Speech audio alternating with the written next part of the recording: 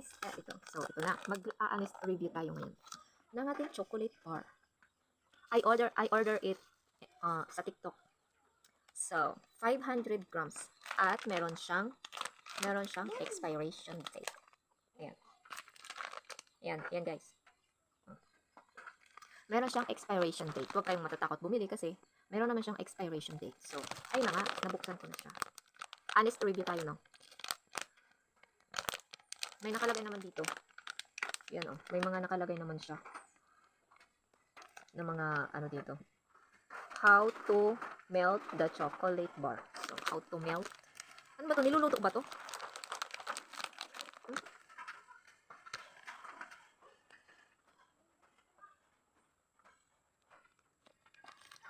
Niluluto ba yung chocolates na to o kinakain lang? Kasi sa TikTok, hindi naman nila nasabi, hindi naman nila sinabi na kailangan tong lutuin. So, binili ko to kasi nga gusto kong kumain chocolate. Kain lang, ganun.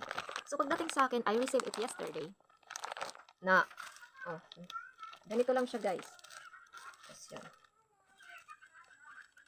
So, yung dalawa, dalawang pack. Ito, dalawang pack. So, 1 kilo. 1 kilo talaga siya binili ko. Kasi nga, di ba, chocolate. Gusto ko talaga nakakain ng chocolate. Gusto ko mag-want to sawa to eat chocolates. Pero kahapon, yung expected mo, is reality. Ganun. Guys, nakabalot lang siya sa ganito. Oh, ito lang talaga siya. Wala siyang kahit anong support. Wala siyang kahit anong support na carton box. Wala talaga siya. Nakaganito lang talaga siya. Ganon lang talaga siya.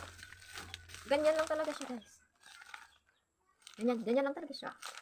So, ako syempre, inaasahan ko, buong bar ng chocolates yung darating sa akin. Kasi may gusto kong gawin. Kaya gusto ko buo. Pero pagdating sa akin, guys, para siyang nilamutak. Durug-durug talaga siya. Tinan mo, durug-durug talaga siya. Ayan, askin. Ganyan siya.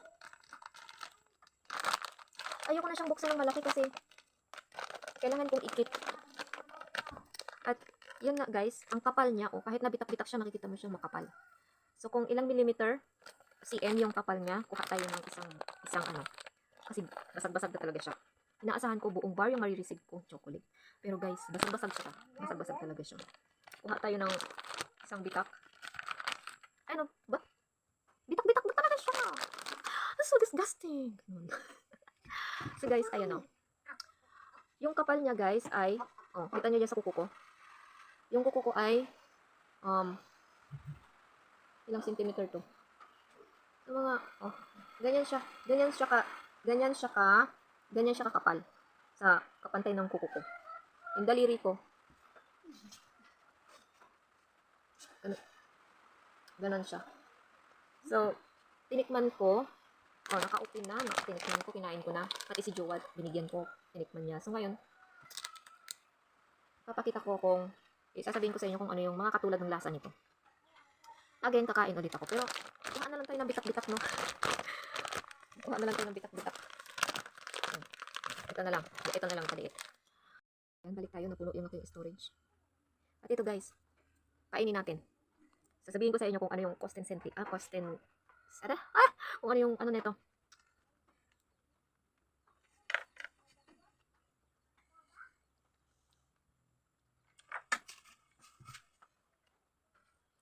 Honest review tayo, diba guys? Honest review. Hindi siya tulad ng, pag kinakain mo siya, hindi siya tulad ng ibang chocolate na natikman ko. Kahit dyan sa grocery, kahit na Cloud9. Guys, hindi siya nagme-melt tulad ng mga ibang chocolates. Yung ibang chocolates, diba, nagme-melt pag kinakain mo. Pag kinakain mo yung ibang chocolate, yung buong dila mo, bunganga mo, magkakaroon ng chocolate. Pero ito hindi. Ganyan lang siya.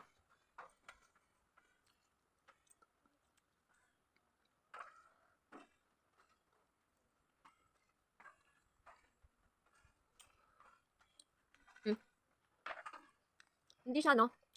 Magdudurog mo siya ng kung sa lasang chocolate, no? Lasang chocolate din. Sa tamis, hindi siya matamis.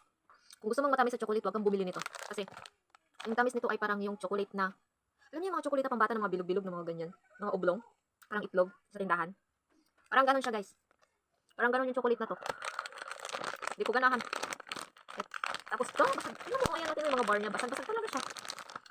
So magsasayang ka lang ng pera dito guys. Dito pa ako sa Visayas. So yung parcel ko ay nagta-travel pa ng mula saan ba to nanggaling? Baras, Rizal. So doon pa siya galing. Nagta-travel pa dito sa Visayas. So yung aking shipping fee ay 80 pesos. Kasi 200. Itong isang kilo ay 200. Kasi itong half kilo ay 100 lang siya. 100 lang talaga siya guys. Mura. Napapamura ka din kasi bakit? Tayo na nga guys. Balik tayo sa ating chocolate. Nag-jacket ako ang lamig kasi di ba bagyong Opong tayo ngayon. So nasa bandang Palawan na yung bagyong Opong. So dito medyo ano na lang, habagat na lang. Ito guys, balik tayo sa ating nire-review chocolate. Ito guys, okay.